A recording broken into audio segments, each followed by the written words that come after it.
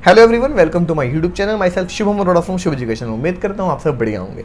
तो आज हम इस वीडियो में बात करने वाले एंडीजन स्टेट मेडिकल इंस्टीट्यूट के बारे में। ठीक है, इस इंस्टीट्यूट के बारे में जानेंगे, यहाँ के हॉस्टल्स के बारे में, यहाँ की क्या ट्यूशन फीस रहने वाली है और कैसा यहाँ का इंफ्रास्ट्रक्चर है, रिकॉग्नाइजेशन के बारे में जानेंगे।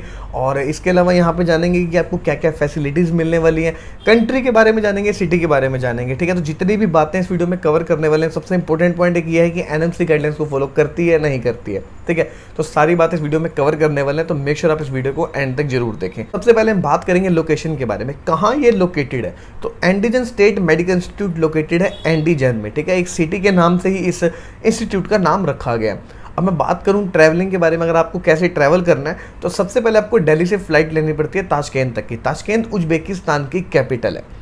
ठीक है, और जो टाइम रहता है ताशकेंत जाने तक का, तो वो रहता है आपको 3 से 3.5 घंटे का। ठीक है, बहुत ही पास। अगर हम देखें जम्मू कश्मीर के ऊपर ही किर्गिस्तान है, किर्गिस्तान के जस्ट बगल में ही इसका बॉर्डर लगता है, तो ज़्यादा टाइम नहीं लगेगा आपको, 3 से 3.5 घंटे का यहाँ पे टाइम लगने वाला है। और अगर हम देखें, अगर हम यहीं से फ्लाइट लेते हैं दिल्ली से चेन्नई की, मुंबई की, तो 2 से 2.5 घंटे का टाइम तो वहाँ भी लग ही जाता है।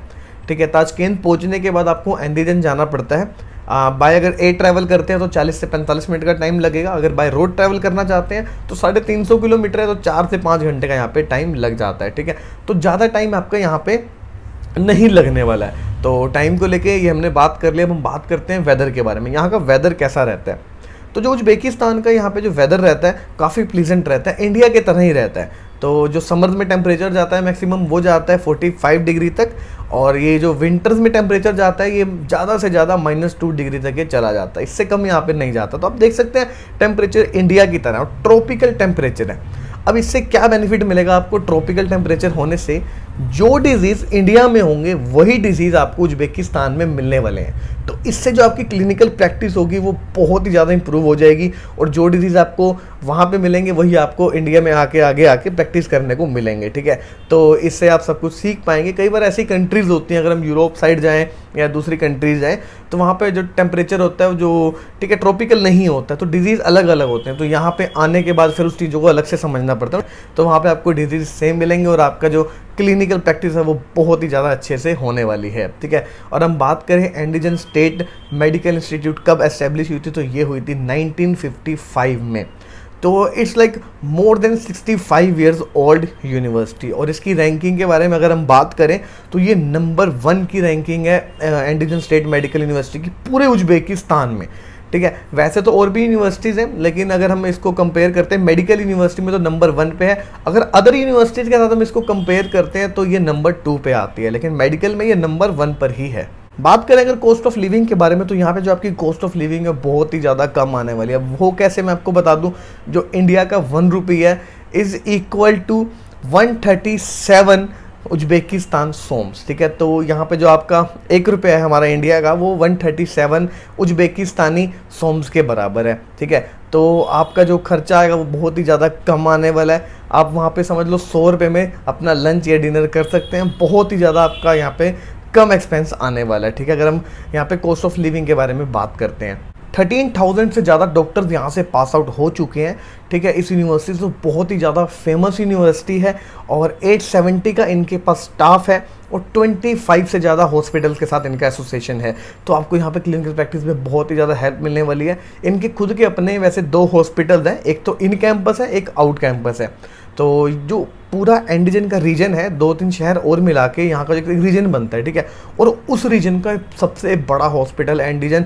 तो जितने भी वहाँ पे आसपास से जो लोग होते हैं वो सिर्फ एंडीजन ही आते हैं अपना इलाज कराने। ठीक है, तो इससे क्या होगा, आपको और ज़्यादा क्लिनिकल प्रैक्टिस आपको करने को मिलेगी। ठीक है, आपका जो हैंड्स ऑन ट्रेनिंग होगी वो आपकी इम्प्रूव बहुत ज़्यादा होने वाली है। ठीक है, बात करते हैं यहाँ की रिकॉग्नाइजेशन के बारे में।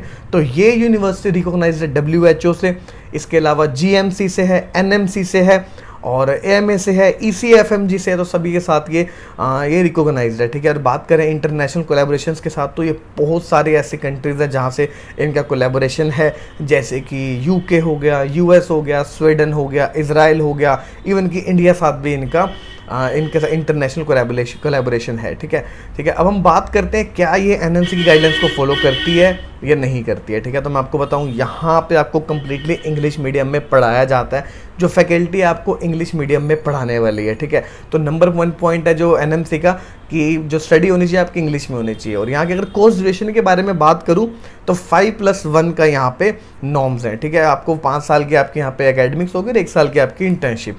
तो जो आपकी एनएमसी की गाइडलाइंस है उसको ये अच्छी तरह से ये फॉलो करती है। अब हम बात करते हैं यहाँ पे सेफ्टी के बारे में, ठीक है। सेफ्टी सिक्योरिटी को लेके बहुत ही ज़्यादा कंसर्न रहता है पेरेंट्स के भी, स्पेशली गर्ल्स पेरेंट्स के बीच ये कंसर्न रहता है। तो मैं आपको बता दूँ ये बिल्कुल सेफेस्ट कंट्री है, ठीक है। किसी भी तरह आपको सेफ्टी को लेके कोई इशू नहीं आने वाला है यहाँ पे।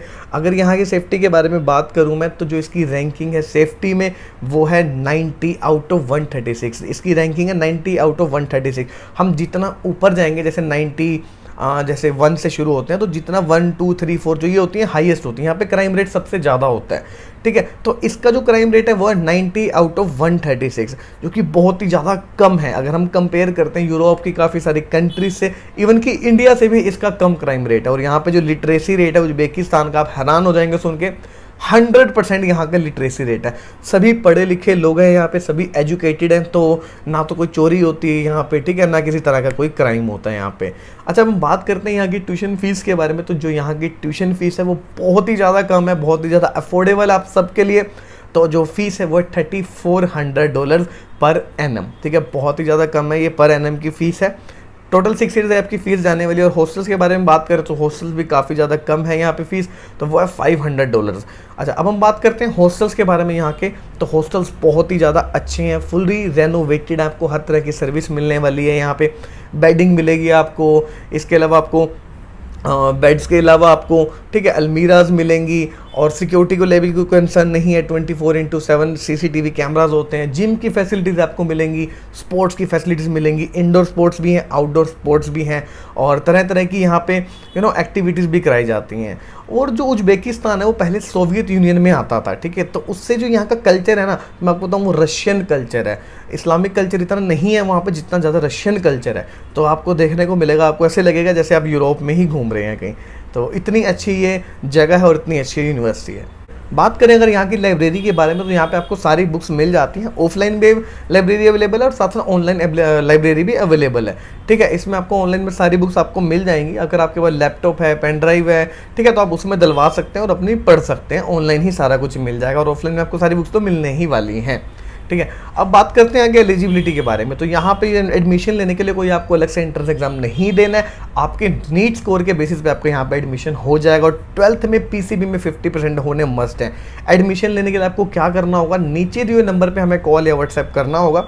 हम ऑफिशियली रिप्रेजेंटेटिव हैं इस यूनिवर्सिटी के, आप हमें कॉल कीजिए, व्हाट्सएप कीजिए और अपना एडमिशन करा लीजिए हैसल फ्री, ठीक है। किसी तरह की आपको कोई दिक्कत नहीं आएगी, सब कुछ हम करके देंगे। और ठीक है, एडमिशन अगर कराना है तो आपको नीचे दिए हुए नंबर पे हमें कॉल या व्हाट्सएप कर सकते हैं अगर कोई क्वेरी भी है तो ये कर ली बात हमने इस वीडियो में एंडीजन स्टेट मेडिकल इंस्टीट्यूट के बारे में, ठीक है। तो उम्मीद करता हूँ आपको सब बातें समझ आ गई होंगी अच्छे से। कोई क्वेरी है, कोई डाउट है तो नीचे कमेंट सेक्शन में पूछ सकते हैं, नहीं तो नंबर पे कॉल कर सकते हैं नीचे दिए पे, ठीक है। मिलते हैं जल्दी नेक्स्ट वीडियो के साथ। Till then goodbye, take care.